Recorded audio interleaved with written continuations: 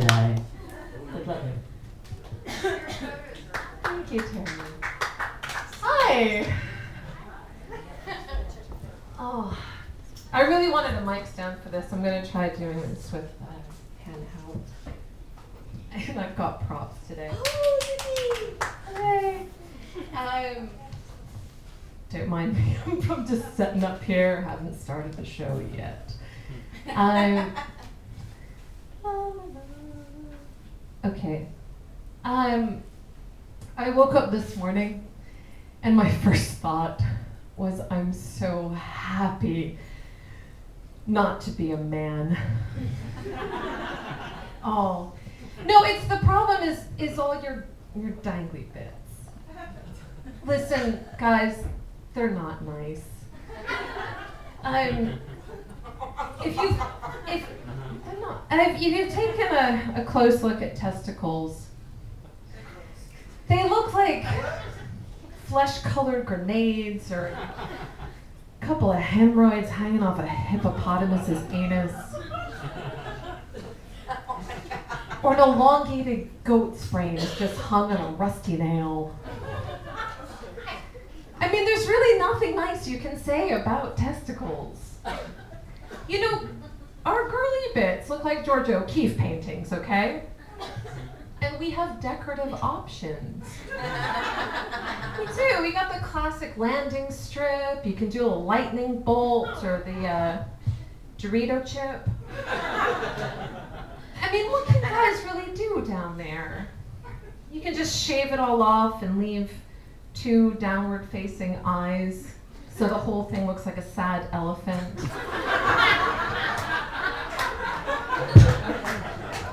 But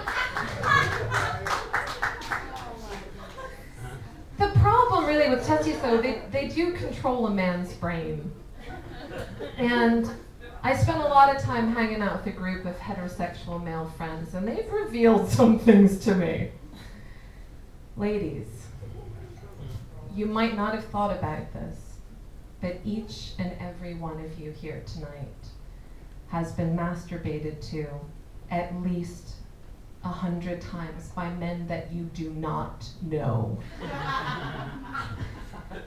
Because they actually masturbate to, you know, random women. I'm like the cute coffee shop girl, the hot bartender.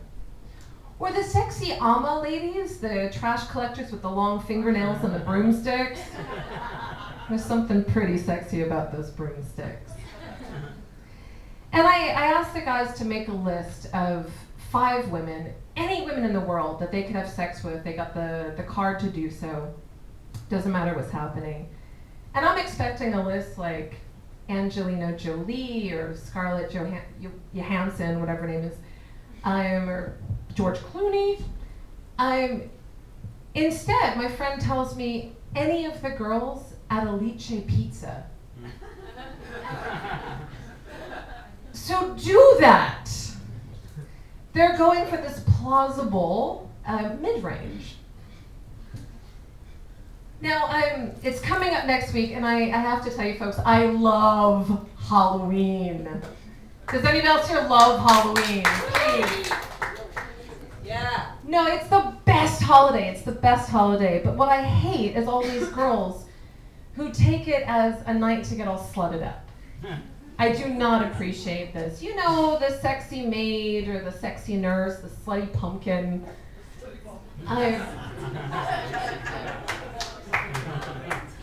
And maybe it's because I started getting hit on when I was just 12 years old, very inappropriately. This is the night where I'm going to dress up as scary and unattractive as possible. So last year, I did evil clown. Then years before, because being in Rome, I did a series of martyred saints. First one was Santa Agatha, who was martyred by having her breast cut off, and she always She always carries her breasts around on a plate of her own blood. Year after that, we went with Santa Lucia, who had her eyes torn out. And then the last year of this beautiful series I did, Saint Agnese, who was burnt at the stake. Now, hang on. So there was a friend of a friend who had only met me 2 times. 2 times he met me. First time was dressed like this. The second time was yours truly, Saint Agnese. He had only ever seen me dressed like this and like this. And he asked my friend if I'm single because he finds me very intriguing.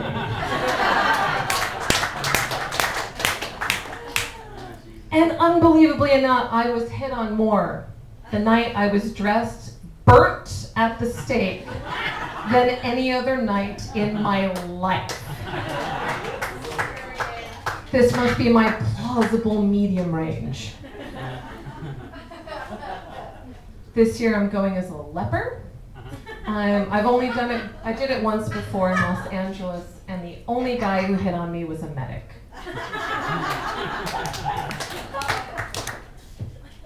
So, a couple years ago I was traveling in India, and in Jaipur I had some dodgy chicken. I was hungry. 2 days later, it felt like I had swallowed broken glass, and the deli belly began. Now, if you've never had deli belly, this was 16 consecutive days of 10 times a day with urgency. Now, afterwards, everything just stopped. By day 6, there was a little bit of a panic. And I was drinking gallons of water, doing all kinds of yoga poses, and taking some medication 3 times the dosage. On day 11, I was at Jimmy's Italian restaurant having a chicken fettuccine Alfredo in India, when suddenly the urge came. And what was trying to come out of my body was about this big of solid matter coming out of an exit this big. I felt like Callista Flockhart trying to give birth to the man from the Green Mile.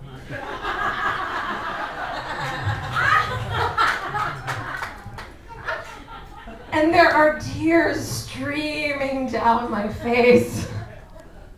So in a panic, I start searching through my handbag, trying to find something that might help me out. And all I could come up with was this. That very one.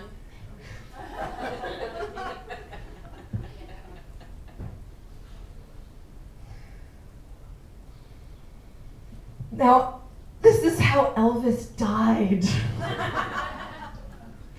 And I'm not going to explain to you exactly how this came out of the exit this big. But next day, I went to the Ayurvedic doctor, and I asked him for the most powerful laxative he had available. And he goes to the back room and comes out with this dusty bottle, and he hands it over to me and says, "Take one of these before bed. One of these with a lot of water. Take only one."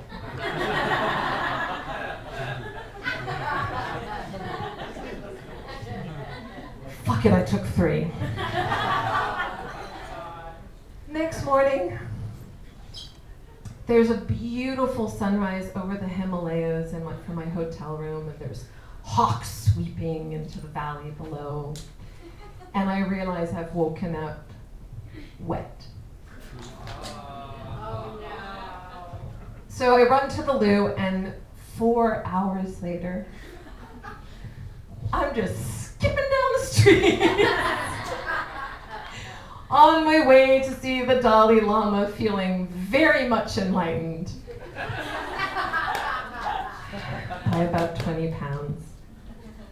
That's it for me, guys. Thank you very much. Thank you.